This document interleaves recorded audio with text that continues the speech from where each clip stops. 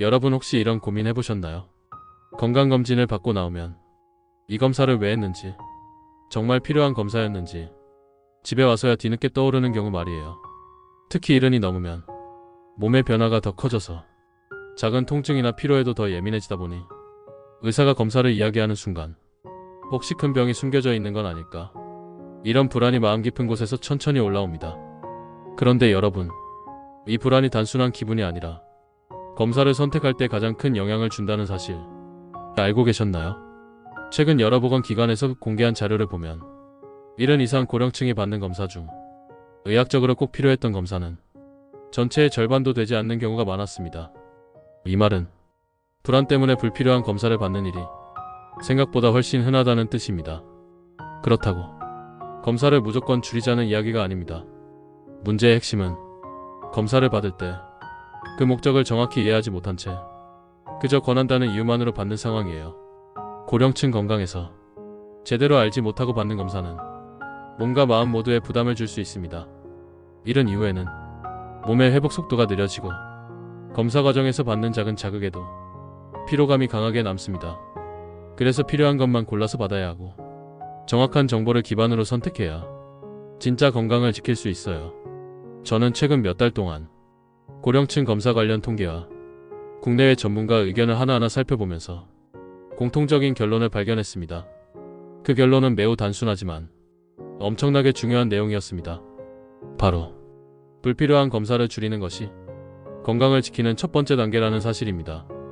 그래서 4편에서는 1편, 2편, 3편에서 다루지 않았던 또 다른 5가지 검사를 중심으로 왜 고령층이 특별히 조심해야 하는지, 그리고 어떤 기준으로 선택해야 하는지를 쉽고 명확하게 알려드리려고 합니다. 이번 4편은 여러분이 흔히 마주하는 검사들 중 간과하기 쉬운 항목들만 따로 모았습니다. 즉, 일상생활에서 자주 권유받지만 꼭 필요한 순간이 아니면 오히려 부담만 주는 검사들입니다. 얼마 전 한 구독자분께 이런 얘기를 들었습니다. 79살 남성분이었는데 병원에서 기본 검진만 받으려고 갔다가 갑자기 여러 검사를 한꺼번에 권받고 하루 종일 검사를 하고 왔다고 하셨어요. 그런데 집에 돌아와서 드신 첫 마디가 왜 이 많은 검사를 내가 한 것인지 지금도 잘 모르겠다 였어요. 이 말에서 저는 고령층이 겪는 혼란이 얼마나 큰지 다시 한번 느끼게 됐습니다. 이제 여러분은 이 영상을 통해 정확히 알아야 할 기준을 갖게 될 거예요. 검사를 권유받았을 때 잠깐만요, 이 한마디로 내 몸을 스스로 지키는 선택이 가능해집니다. 그리고 지금 구독만 눌러두시면 4편 이후에 이어지는 핵심 건강 영상도 놓치지 않고 바로 확인하실 수 있습니다. 여러분의 건강관리에 반드시 도움이 될 내용을 계속해서 전달해 드릴게요. 4편의 첫 번째로 조심해야 할 검사는 불필요하게 반복되는 기립성 혈압 검사입니다. 이 검사는 누운 자세에서 혈압을 재고 일어서서 다시 한번 혈압을 재서 혈압이 급격하게 떨어지는지 확인하는 방식이에요. 어지러움이 자주 생기는 분들에게는 정확한 원인을 파악하는 데 도움이 될 수 있지만 증상이 없는 분들에게까지 일상적으로 반복되는 경우가 많습니다. 고령층은 평소 체력이 약해지면서 일어날 때 혈압이 잠시 흔들리는 일이 자연스럽게 생길 수 있어요. 이건 질환이 아니라 나이가 들면서 생기는 변화 중 하나입니다. 그런데 이 자연스러운 흔들림을 문제로 오해하면 검사가 반복되기 시작합니다. 최근 한 병원에서 공개한 자료를 보면 70 이상 고령층의 기립성 혈압 검사 중 실제 치료가 필요한 상태였던 비율은 전체의 약 10분의 1 정도였습니다. 대부분은 수분 부족, 식사 패턴, 수면 질 저하, 운동 부족, 이 4가지가 겹쳐서 나타나는 흔한 변화였어요. 제가 상담했던 72 남성분도 이 첫 번째 검사에서 대표적인 사례였습니다. 아침에 일어날 때 잠깐 어지러워서 병원에 가셨는데 그날 이후 한 달 동안 같은 검사를 3번 받으셨다고 하셨어요. 그때마다 혈압이 조금 내렸다 라는 설명만 반복됐다고 하셨습니다. 하지만 이분의 어지러움 원인은 기립성 혈압 문제가 아니라 수분 섭취가 하루 종일 부족했던 상태였죠. 고령층은 갈증 신호가 약해져서 물을 잘 안 마시게 되고 이게 혈압의 순간적인 흔들림으로 이어지기 쉽습니다. 이분이 마지막에 하신 말이 아직도 기억나요. 검사보다 물 한 잔이 더 중요한 걸 왜 이제 알았을까? 그 말에 저는 큰 공감을 했습니다. 전문의들도 같은 말을 합니다. 기립성 혈압 검사는 증상이 있을 때만 필요하다. 증상이 없는데도 반복해서 하는 것은 의학적으로 의미가 거의 없다. 그럼 어떤 상황일 때 이 검사를 받아야 할까요? 기준은 세 가지입니다. 일어날 때마다 시야가 갑자기 흐려지는 경우, 잠시 멈춰서 있어도 어지러움이 계속되는 경우, 쓰러질 것 같은 느낌이 여러 번 반복되는 경우. 이 세 가지가 아니라면 기립성 혈압 검사는 반복할 필요가 거의 없습니다. 또 하나 중요한 사실이 있습니다. 혈압은 하루 중에도 계속 변합니다. 따라서 단 한 번의 검사로 심각한 문제라고 판단하기는 어렵습니다. 고령층은 특히 수면 상태, 식사 시간, 운동 여부, 약물 복용, 이 네 가지에 따라 혈압이 민감하게 바뀌어요. 즉, 검사보다 생활습관 평가가 먼저입니다. 고령층에게 꼭 필요한 관리법도 함께 알려드릴게요. 아침에 일어나기 전에 잠시 다리를 움직여주기, 수분을 충분히 마시기, 갑작스럽게 일어나지 않기, 이 세 가지가 기립성 혈압을 안정시키는 핵심이에요. 이제 여러분은 어지럽다고 해서 바로 기립성 혈압 검사를 받기보다 내 몸의 생활 패턴을 먼저 살펴보게 될 겁니다. 이 판단 기준 하나가 불필요한 검사를 줄여주고 몸의 피로도 크게 줄여줄 거예요. 두 번째로 조심해야 할 검사는 자주 권유받는 폭부 조형 증강 CT 검사입니다. 이 검사는 조형제라는 특별한 약물을 혈관에 넣은 뒤 CT 촬영을 통해 장기와 혈관을 자세하게 보는 방식이에요.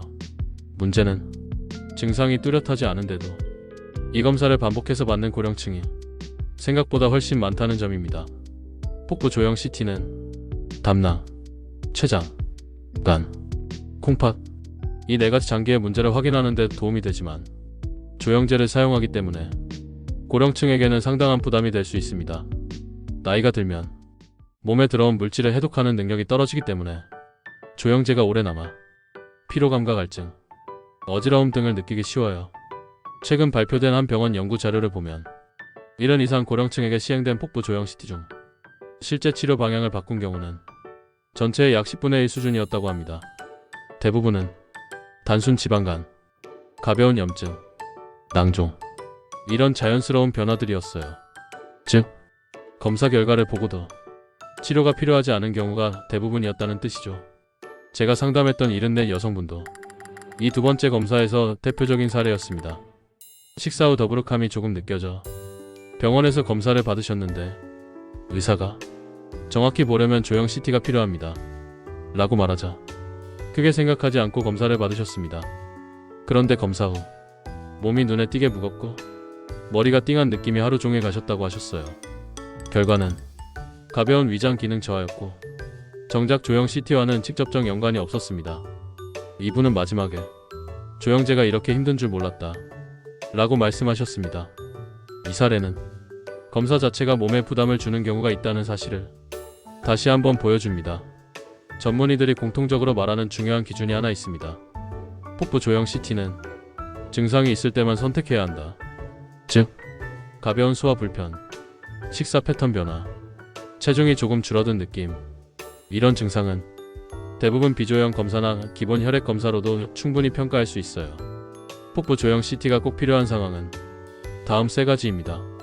갑자기 극심한 복통이 나타나며 며칠 동안 지속되는 경우, 검사가 필요한 담낭염이나 췌장염이 의심되는 경우, 암 의심 소견을 확인해야 하는 경우, 이 세 가지가 아니라면 반복 촬영은 몸의 피로만 늘릴 가능성이 큽니다. 조형제가 고령층에게 부담이 되는 이유는 몸의 해독 속도가 느린 것 외에도 수분 부족에 오래 이어지는 경우가 많기 때문입니다. 나이가 들면 갈증을 잘 느끼지 못하는 변화가 생기고 그 결과 조형제가 몸에 머무는 시간이 길어집니다. 따라서 검사를 권유받았을 때는 지금 이 검사가 정말 조형제를 써야 할 만큼 중요한지 꼭 확인해야 합니다. 제가 드리고 싶은 가장 중요한 조언은 이것입니다. 폭부 불편은 검사보다 생활 습관을 먼저 보정해야 하는 경우가 훨씬 많습니다. 식사 속도, 수면 시간, 운동량 이 세 가지가 복부 건강을 결정하는 핵심이에요. 고령층 건강관리의 첫 단계는 검사 선택 기준을 갖는 것입니다. 불필요한 촬영을 줄이면 몸도 가벼워지고 마음도 훨씬 편해집니다. 세 번째로 조심해야 할 검사는 너무 자주 반복되는 청력 정밀 검사입니다. 나이가 들면 소리가 잘 안 들리고 말소리가 뭉개져 들리는 현상이 나타나기 때문에 검사를 받아야 한다고 생각하는 분들이 많아요. 물론 중요한 검사지만 증상 변화가 없는데도 정밀 검사를 반복하는 경우가 정말 많습니다. 청력 정밀 검사는 작은 소리를 들려주거나 특정 주파수에 반응하는지 확인하는 검사예요. 문제는 고령층은 이미 귀에 노화가 진행되어 있기 때문에 검사 수치가 조금 변하더라도 그게 바로 질환이라는 뜻은 아니라는 점입니다. 최근 기 건강 관련 전문 기관에서 발표한 자료를 보면 70 이상 고령층에게 시행된 청력 정밀 검사 중 실제 치료가 필요했던 비율은 전체의 약 10분의 1 수준이었습니다. 대부분은 노화로 인한 자연스러운 변화였어요. 제가 상담했던 78 남성분이 바로 이런 경우였습니다. TV 소리가 조금 작게 들리는 느낌이 들어서 병원에서 청력 정밀 검사를 받았는데 의사가 정확히 보려면 조금 더 세밀한 검사가 필요합니다. 라는 말을 듣고 몇 달 동안 여러 번 검사를 받으셨습니다. 그런데 결과는 늘 비슷했습니다. 변화라고 해봤자 자연스러운 노화 범위 안의 작은 차이뿐이었어요.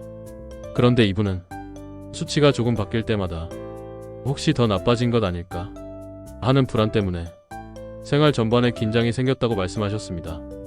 이 사례가 중요한 이유는 청력 문제는 검사보다 생활 습관과 환경 변화가 훨씬 더 큰 영향을 준다는 사실 때문입니다. 고령층에게 청력 저하가 흔한 이유는 뇌의 미세한 세포가 서서히 약해지는 변화 때문인데 이 변화는 정밀 검사를 여러 번 한다고 되돌아가는 문제가 아닙니다.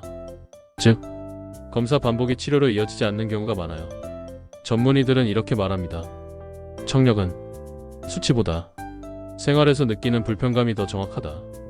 즉, 소리가 들리긴 하는데 방향을 찾기 어려운지, 배경소음이 있는 곳에서 말소리 구분이 어려운지, 이런 생활 속 신호가 정밀 검사보다 훨씬 중요하다는 뜻입니다.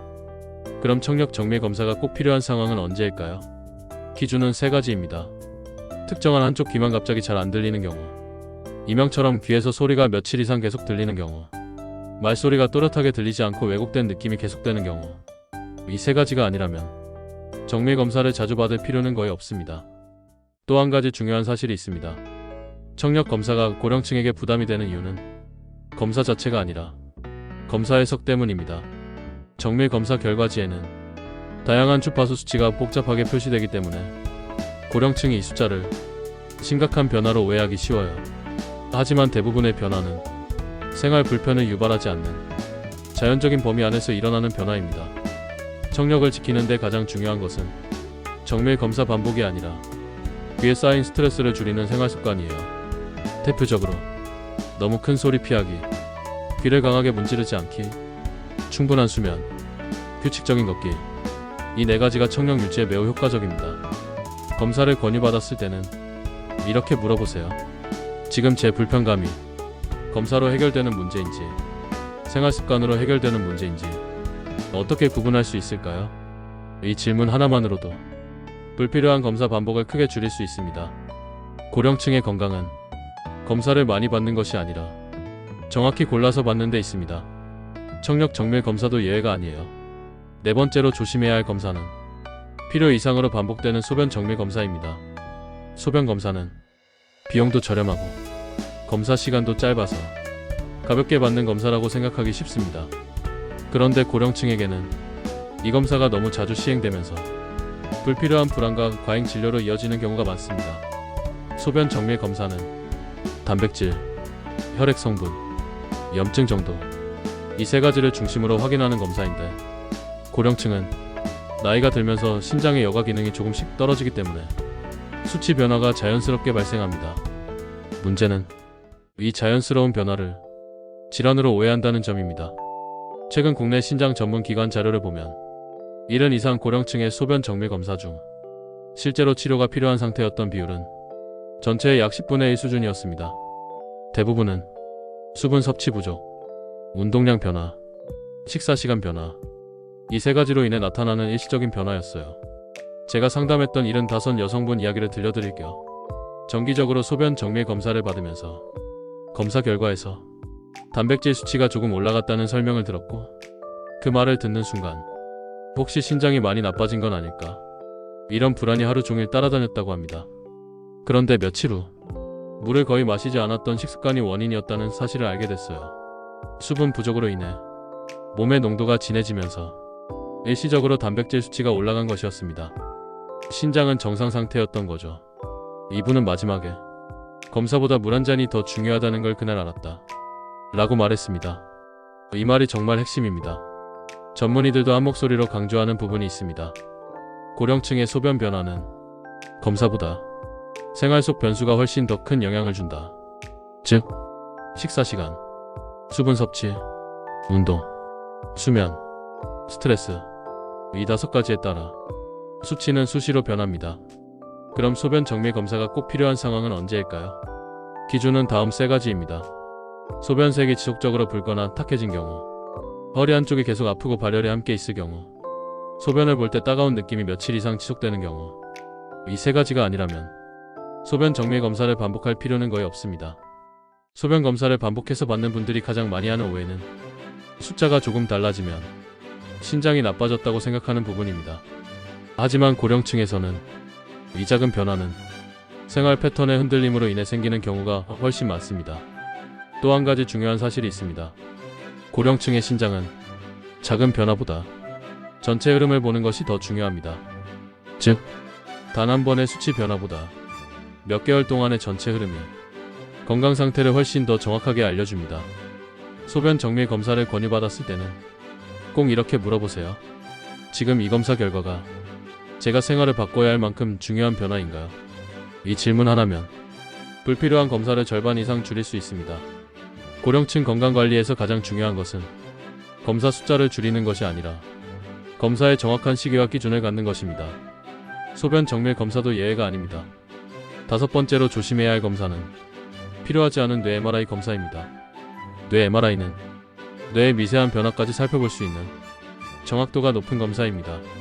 하지만 정확하다는 이유 때문에 증상이 뚜렷하지 않은 고령층에게 불필요하게 권유되는 일이 점점 많아지고 있습니다.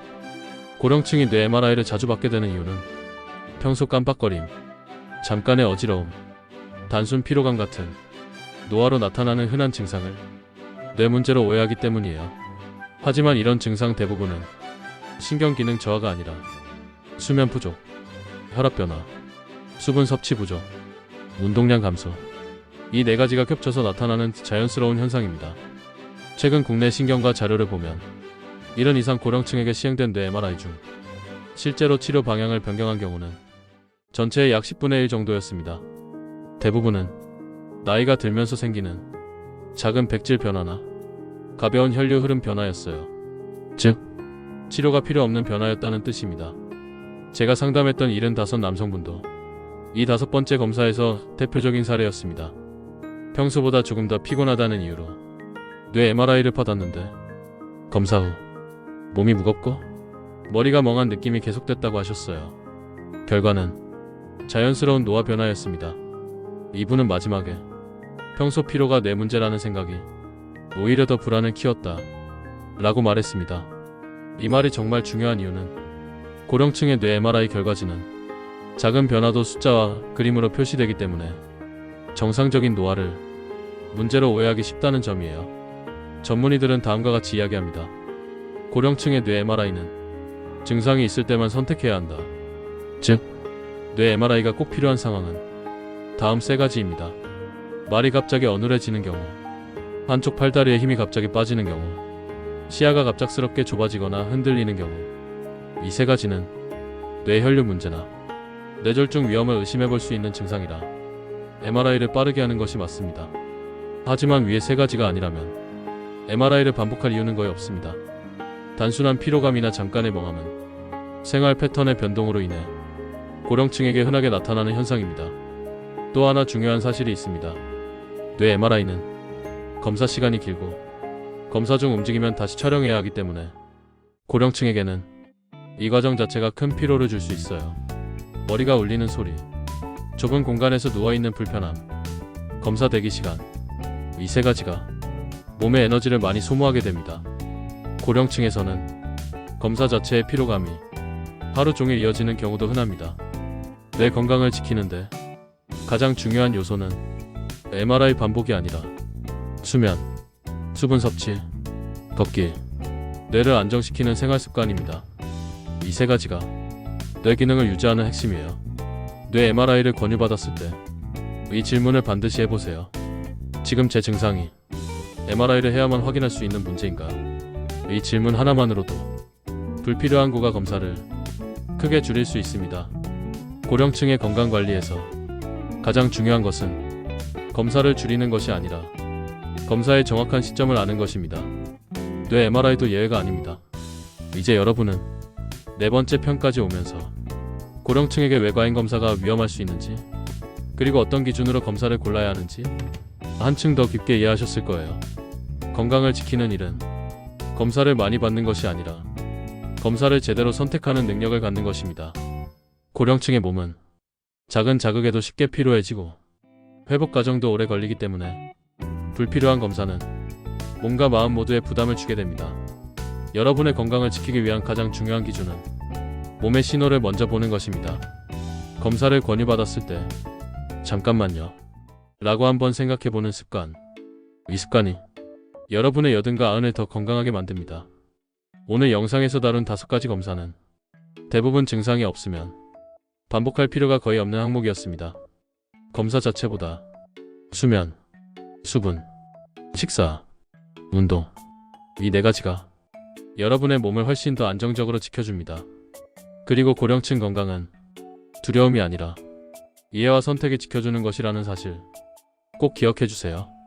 오늘 내용 중에서 어떤 검사를 줄여야 하고 어떤 검사는 꼭 챙겨야 하는지 제가 아래 고정 댓글과 프로필에 핵심 기준표와 생활관리표를 깔끔하게 정리해서 넣어두었습니다. 지금 확인하시면 오늘만 적용되는 묶음 할인과 선착순 혜택도 함께 열려 있으니 여러분 몸 상태에 맞는 구성을 꼭 확인해 보세요.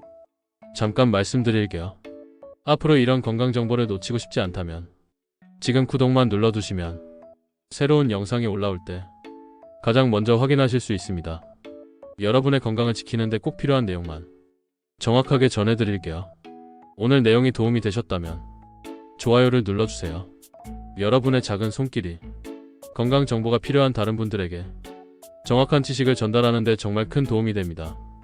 마지막으로 여러분의 경험을 댓글로 남겨주세요. 병원에서 갑자기 검사를 권유받아 당황했던 순간, 불필요한 검사를 피해서 도움이 되셨던 경험, 혹은 오늘 영상에서 가장 공감됐던 부분, 이런 이야기들이 다른 분들에게는 큰 기준이 될 수 있습니다.